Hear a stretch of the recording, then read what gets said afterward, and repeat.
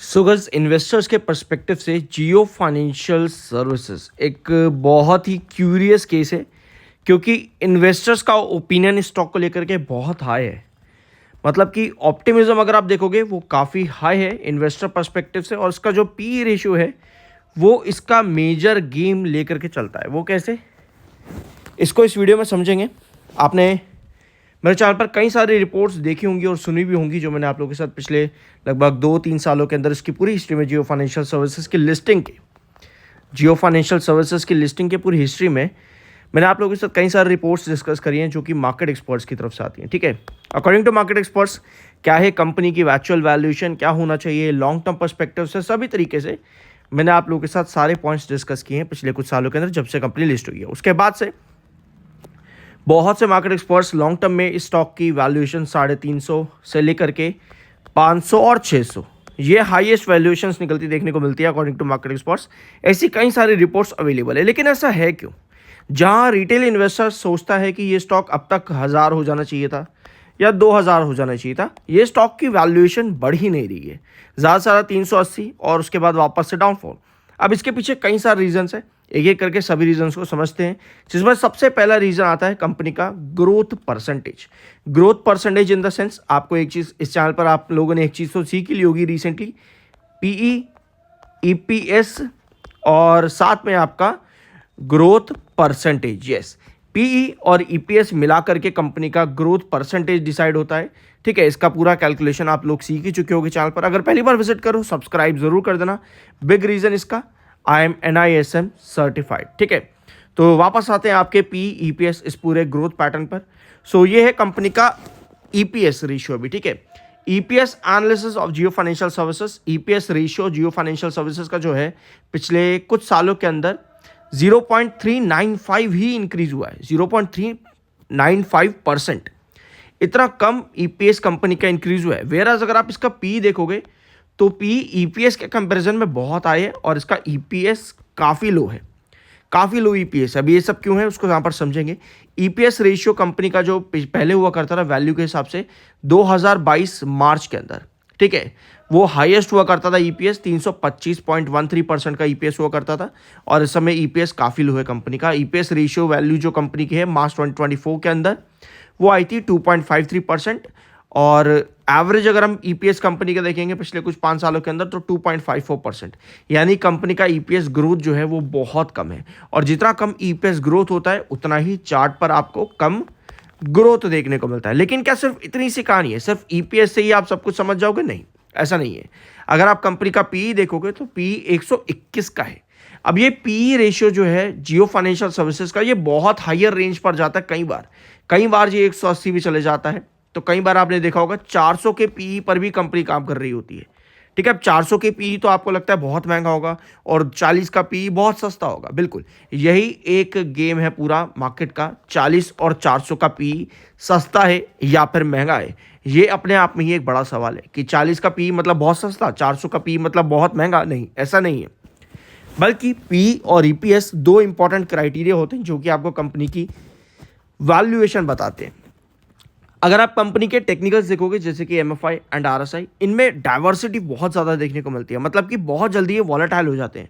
For example, अभी आप लोगों को रिकवरी दिखी जियो फाइनेंशियल सर्विसेज में 292 से, स्टॉक 292 से एक अच्छा रन दे करके गया, वापस 310 की रेंज पर आ जाता है। ठीक है, 310 की रेंज पर वापस आ जाता है, जो कि इसके पुराने बेसिस है, इंपॉर्टेंट बेसिस है स्टॉक के पुराने। ठीक है, यहाँ पर आते ही यानी कि लगभग 28 रुपीज़ का रन देते ही इसका जो एमएफआई या आरएसआई है वो 90s पर चला जाता है लगातार। ठीक है, मतलब 26 का एमएफआई 28 रुपये की तेज़ी के अंदर 90 पर चला गया सीधा। तो कहीं ना कहीं इसके टेक्निकल्स भी बहुत जल्दी वॉलेटाइल हो जाता है, तो ये भी एक मेजर कंसर्न है। यानी कि अभी आप यहाँ पर क्या समझे कि टेक्निकल पॉइंट ऑफ व्यू पे कंपनी कैसी दिख रही है इस समय?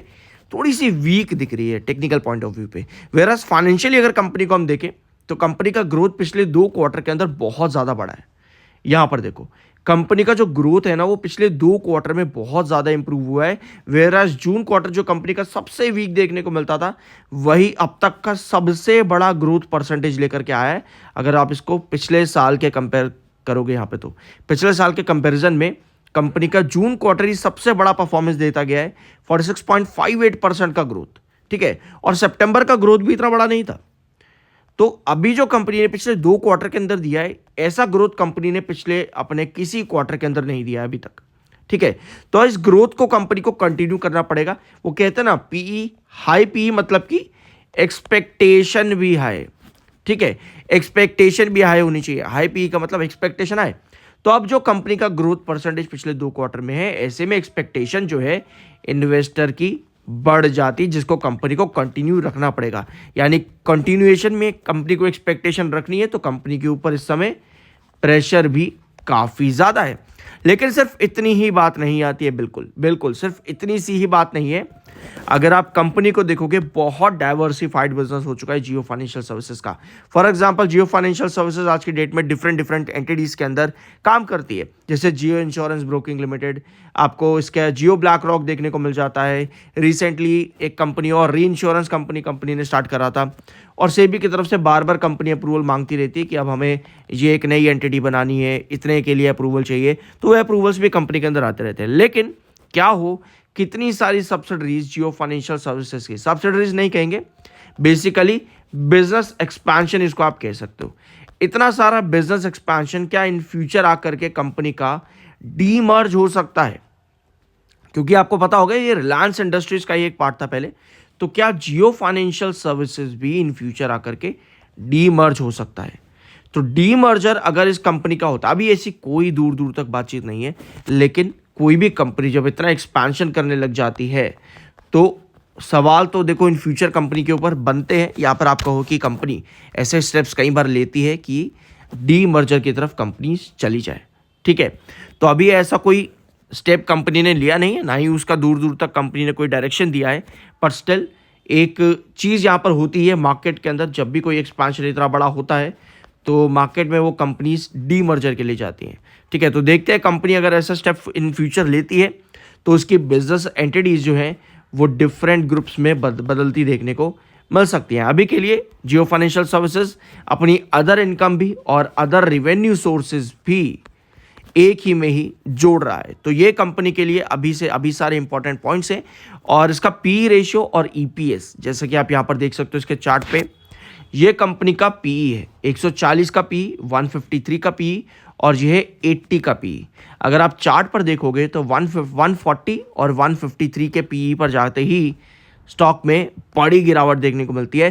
फिर 80 के पीई पर जाकर के वापस से स्टॉक ने यहाँ पर रिटर्न दिया था, ठीक है, देख सकते हो वापस 80 के पीई पर आकर के रिटर्न दिया था। यानी कि अभी जो इसका पीई है वो 121 का है, और ईपीएस ग्रोथ कंपनी का बहुत कम है, क्योंकि सिर्फ 2 ही क्वार्टर हुए हैं जहां पर कंपनी ने बेंचमार्क देने शुरू करें। तो हमें चाहिए कि कंपनी का जो ग्रोथ परसेंटेज है वो आने वाले क्वार्टर्स में लगातार बढ़े, क्योंकि अभी सिर्फ 2 ही क्वार्टर कंपनी का ईपीएस, यानी कि कंपनी का ईपीएस नहीं कहेंगे, ग्रोथ परसेंटेज बढ़ा है, और ईपीएस काफ़ी लो है अभी भी। ईपीएस परसेंटेज जो कंपनी का इंक्रीज हुआ है वो अभी भी काफ़ी लो है, और पी इसकी वजह से काफ़ी हाई है। सो जब भी कोई स्टॉक इतने हाई पी और लो ईपीएस पर चलता है तो छोटी छोटी तेज़ी के अंदर उसका पी यानी कि उसकी वैल्यूएशन जल्दी से ओवर वैल्यूड हो जाती है, और जब ओवर वैल्यूएशन होगा तब उसके एफआईआईज भी एग्जिट करता देखने को मिलेंगे। और बिल्कुल यही चीज़ जियो फाइनेंशियल सर्विसेज में हुई भी है। पिछले 1 साल के अंदर एफआईआईज ने इसके अंदर से काफ़ी बड़ा एग्जिट भी किया है जियो फाइनेंशियल सर्विसेज के अंदर। तो कहीं ना कहीं ये सभी इंपॉर्टेंट पॉइंट्स हैं जिनको अभी नज़र में रखना होगा जब भी एक रिटेलर कहता है ना कि इसकी वैल्यूएशन 1000 होनी चाहिए या 2000 होनी चाहिए, या हवा में तीर मारने से बेटर ये है कि आप एक्चुअल रियलिटी में आओ, पहले कंपनी का एक्चुअल वैल्यूएशन देखो, टेक्निकल समझो, फाइनेंशियल समझो, कंपनी का ग्रोथ क्या है पहले उसको समझो, उसके बाद इतने बड़े टारगेट्स दिए जाते हैं। आप सुन ही रहे होगे पिछले 2 साल से कि ये तो 2000 हो जाएगा 1 साल के अंदर, और 1 साल क्या 2 साल भी हो चुके हैं, ठीक है, नहीं हो रहा कुछ भी। तो वो इन्हीं रीजंस की वजह से यहाँ पर नहीं है। तो कंपनी का ग्रोथ परसेंटेज जो है वो बढ़ना जरूरी है आने वाले एक लगातार क्वार्टर्स के अंदर, जो कि अभी तक सिर्फ 2 क्वार्टर के अंदर हुआ है। ग्रोथ बढ़ेगा तो कंपनी का ईपीएस बढ़ेगा, ईपीएस बढ़ेगा तो कंपनी का पीई कम होगा, पीई कम होगा तो कंपनी के अंदर लार्ज एंटिटीज यानी कि आपके एफआईज, आपके डीआईज, इंस्टीट्यूशनल इन्वेस्टर्स, वो भी कंपनी में इन्वेस्ट करने के लिए रेडी रहेंगे। तो इस समय 292 इसका क्रूशल बेस है, और 310 के पास कंपनी का क्रूशियल रेस्ट्रिक्शन जोन बना हुआ है। तो ये है कंपनी के ओवरऑल सिचुएशन कि क्यों इसका प्राइस ज़्यादा जल्दी बढ़ता देखने को नहीं मिलता और क्यों ये कंपनी इतनी ज़्यादा स्लो चल रही है। मैंने आपके साथ इस पूरी चीज़ को कवर अप करने के लिए कई सारे मार्केट एक्सपर्ट्स की रिपोर्ट्स भी डिस्कस करी हैं पिछले 2-2.5 सालों के अंदर। ज़रूर चेकआउट करना, चैनल पर आपको बहुत चीज़ें अवेलेबल हैं। IMNISM सर्टिफाइड, सब्सक्राइब ज़रूर कर देना। मिलते अगले वीडियो में।